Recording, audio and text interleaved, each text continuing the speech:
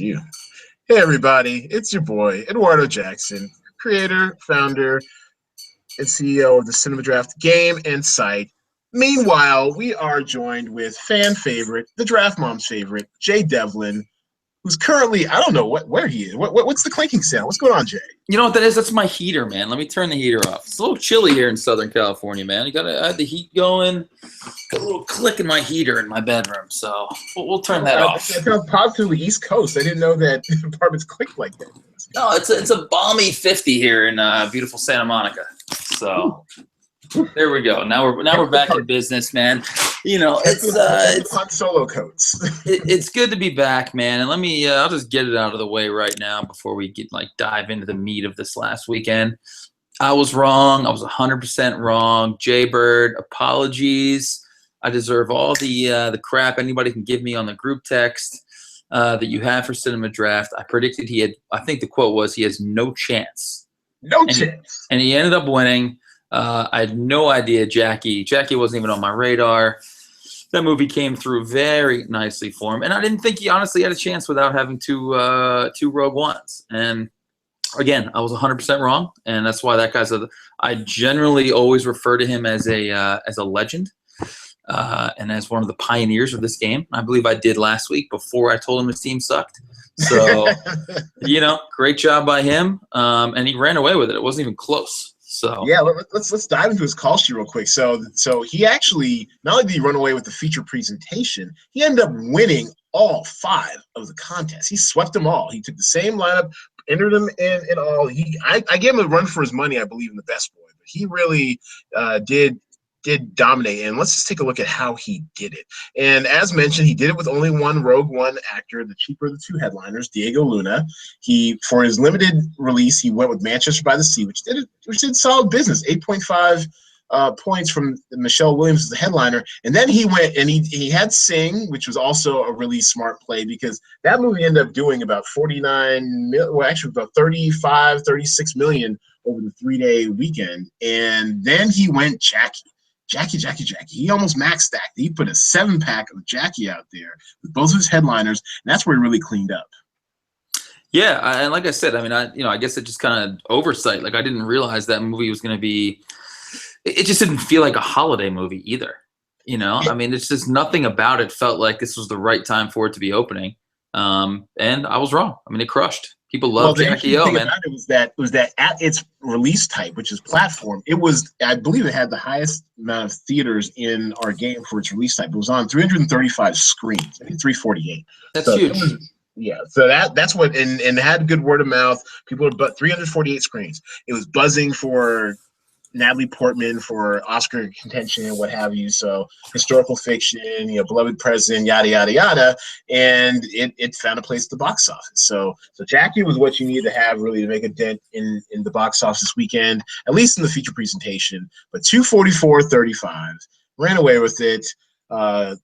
Coming in second, our boy, and he also, to his credit, gambled 24/7, 24x7. He ended up coming in second in all 5 contests too. So they're out there for the cheese. They have to get that money. I can't hate on him for that. And I can definitely hate on him for that. I said it last week, and I'll say it again. You can't throw the same lineup into all 5 contests. This game is about the fun. This game is about trying and employing different strategies. I'm generally not a socialist. But like at this current state of Cinema Draft, it should be more of a socialist environment where one person is not scooping up all the money. Not that the money matters, but throw a couple different lineups in. Just don't. I never put this. If I put a lineup in, I never put it in all 5. I always mix and match and mess around in other lineups. I just don't agree with it. My opinion. Get off his lawn. That's all. Yeah. That's right. Get off Jay Devlin's lawn. I happen to disagree. I think Cinema Draft right now, especially, is what you make it. Have fun with it. And these are high variant strategies, because if you're wrong, then you just totally brick the weekend. But the great thing about this game is that it's free. So if you're wrong, it pretty much doesn't cost you anything.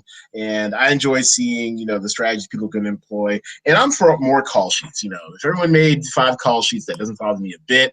I love having the numbers together. It helps us with our marketing for the marketing with the site to get investors interested in stuff. So do what your heart's content. And to look at Gamble 24/7's call sheet.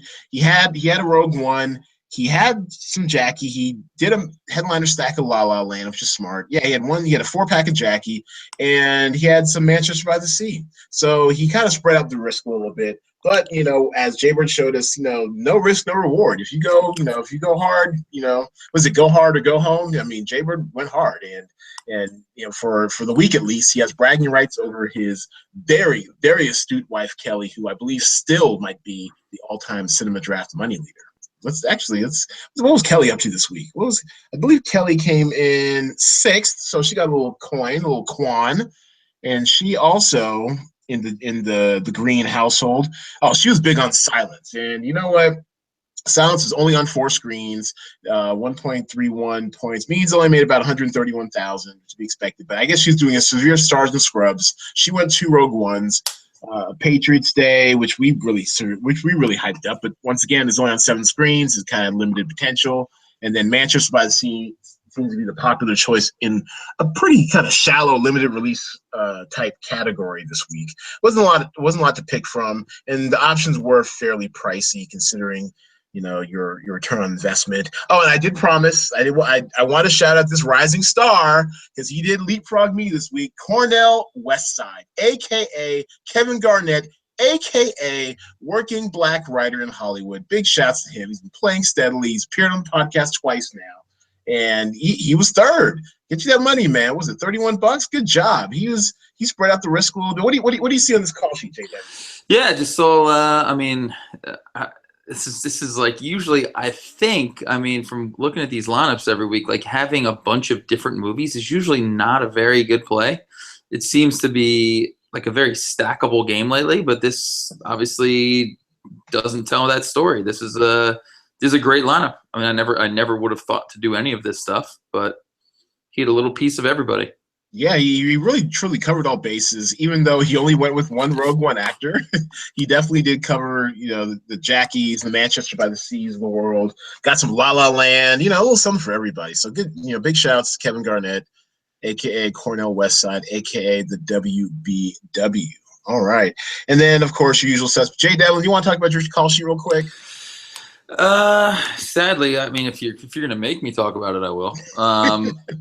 Patriots Day obviously sucked. The 2 Rogue One thing, I was pretty married to it. I thought it would actually be a little bit bigger. It didn't have as great a second week as I thought it would. Which brings into our side bet real quick. You did say we had a side bet that would go over 90 million. Now, technically, on the 4-day weekend, if you include Monday, it did.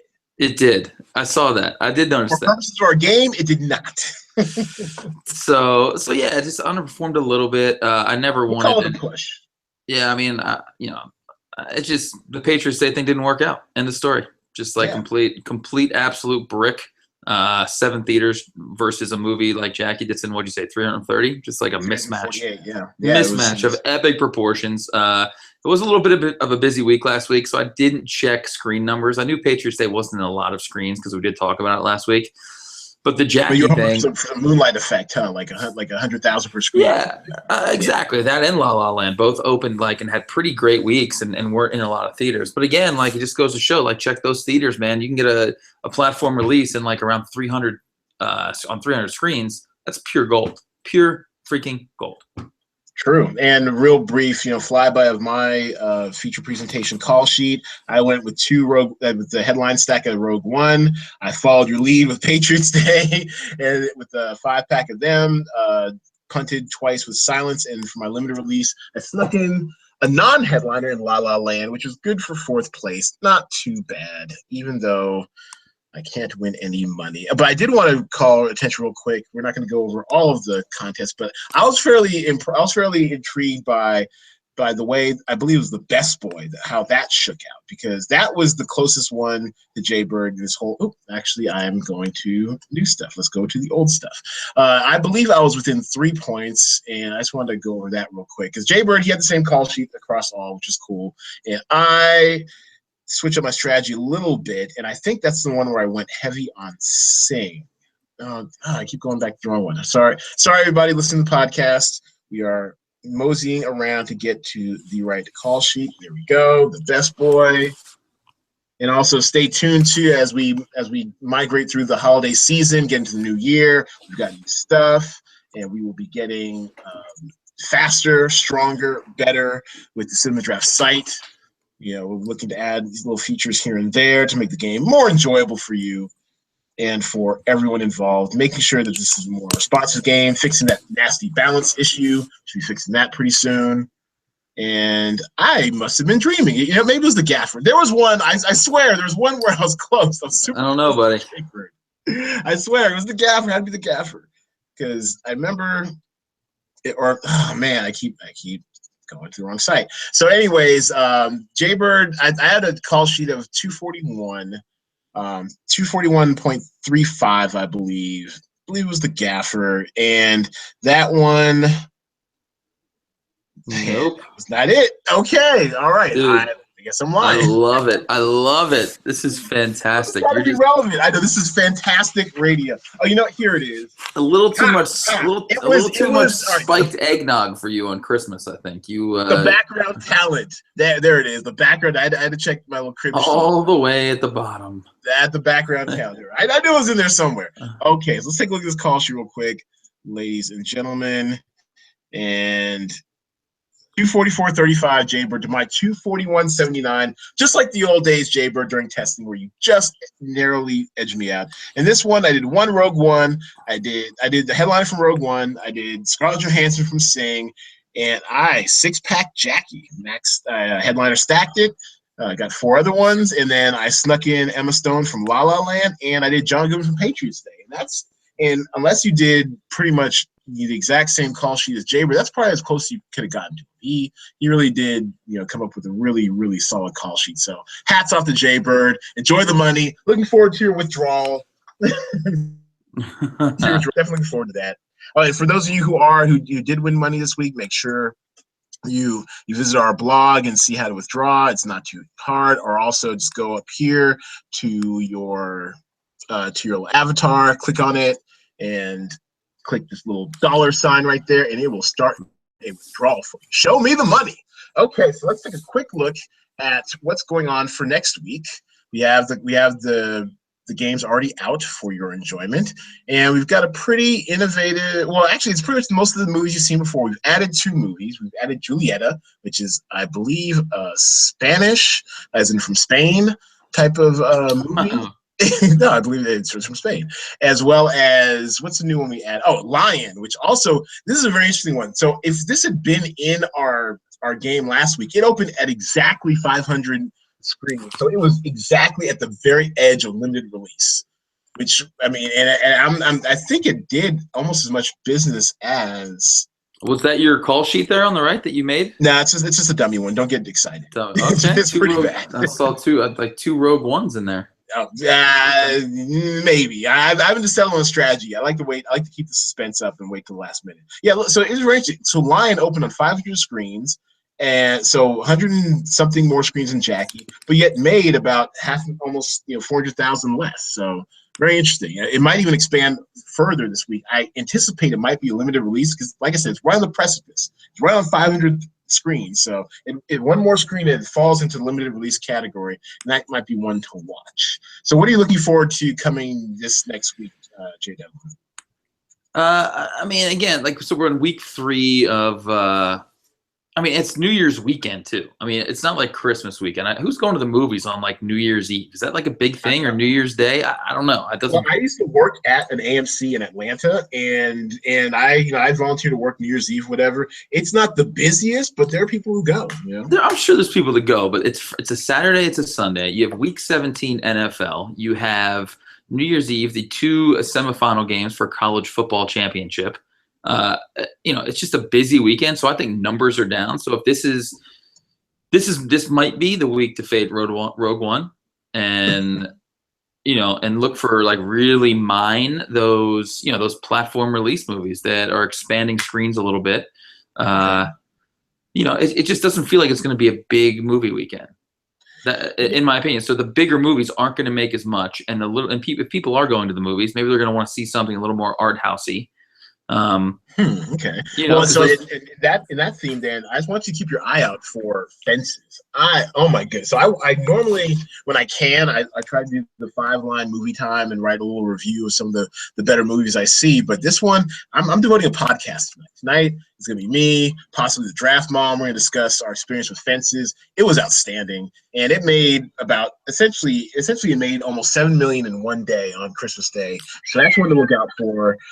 Even though it's just crawled into the wide release category, 2,200 screens or so. But I think as word of that gets out with the powerhouse performances by Denzel Washington and Viola Davis, I think it could be one to keep your eye on. I think it actually got priced down a little bit this week, only because so it's affordable. Denzel's only 10 grand. Viola at 9,300, and everyone else is 8,500, and up. So it's affordable. You might want to take a look at that as that expand. I think it might even expand a little bit more too. Why Him actually did okay, although it might be too pricey considering what's out there. It's still a crowded box office, so it could be anyone's box office weekend. Yeah, I mean, I haven't seen a lot of these movies, to be completely honest with you. And like I said, I mean, I think it's that kind of a weekend where movies like that, like little niche movies that the people can get down with, like the people that are probably like football fans or like, the sheep of the world, they kind of like watch whatever's popular. They're going to be watching football or watching sports or, so Rogue One and Sing. All right. Yeah. Maybe people take their kids out. Sing probably still very viable this weekend. But I'm probably off the road. I'm make a bold prediction. I think this weekend, Sing is going to be the #1 movie of the week. Yeah, I agree. You know me, I love making prop bets with you, but I think you're right. I think Sing loses far less of their box office than Rogue One does. Yeah, because the fanboys like myself, I've seen Rogue One now twice, and I think I mentioned that I enjoyed it more the second time. Although the first 2 acts need a little work, whatever. But the third act is, it's a great time in the movies. But it's not like I had to see it 3 to 8 times. It's not like when The Force Awakens came after all this downtime, So I think Rogue One, it's gotten a lot of money. It's going to get it's got some life into it, but it's going to be, you're not going to want to pay 25 grand for it. Even though I set these prices, in retrospect, I see now that this could be the weekend for Sing. So even though Sing's got like a $10,000 discount on Rogue One, I'd keep an eye on it. I like it. I'm not. Are you going to the movies this weekend? I'm not going to the movies. I'm going to the movies tomorrow. I'm going to the movies right after that. I'm going to the movies as much as I can. I'm going to see La La Land tomorrow. I'm very excited about that. What else will I see? I think I might see either Sing or Why Him with the Draft Moms. We'll have to see, what we're feeling like. All right. Yeah, Why Him looks fun. It looks funny. I'm not. It could be one of those that lesser people might want to pirate per se. But it's your mom, it's family-ish type movie, little body, a little raunchy, little James Franco being inappropriate. Mom and I have seen that before. We actually paid as an act of American defiance to watch the Interpreter. What was the movie? The one where they were over in North Korea.